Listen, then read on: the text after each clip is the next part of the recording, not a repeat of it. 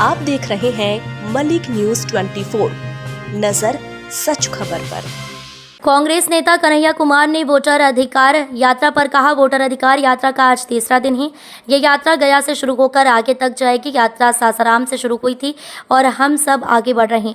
तो जिस तरह से लोग यात्रा का समर्थन कर रहे हैं, लोग यात्रा देखने के लिए अपने घरों से निकल रहे हैं, उसे अपना आशीर्वाद दे रहे हैं, उससे साफ है कि इस देश में लोकतंत्र की हत्या करना आसान नहीं है, क्योंकि यहाँ के लोगों के दिलों में लोकतंत्र बसता है। आज वोटर अधिकार यात्रा का तीसरा दिन है।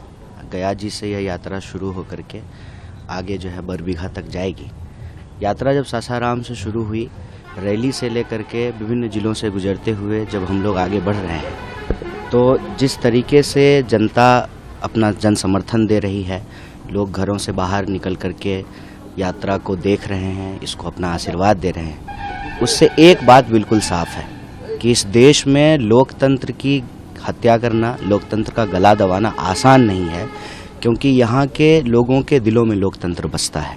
और उसकी वजह यह है कि लोकतंत्र की परंपरा और इतिहास वो एक दिन का नहीं है। हम बिहार की महान भूमि पर हैं और जानते हैं कि बिहार लोकतंत्र की जननी है, यहाँ पे लोकतंत्र का जन्म हुआ है।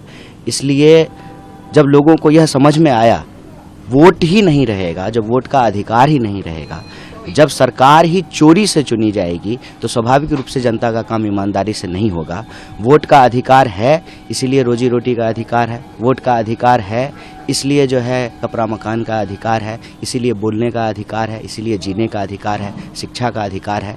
तो बिहार के लोग इसको लेकर के बहुत सजग हैं और बहुत ज़बरदस्त जन समर्थन दे रहे हैं। आप लोग कह रहे हैं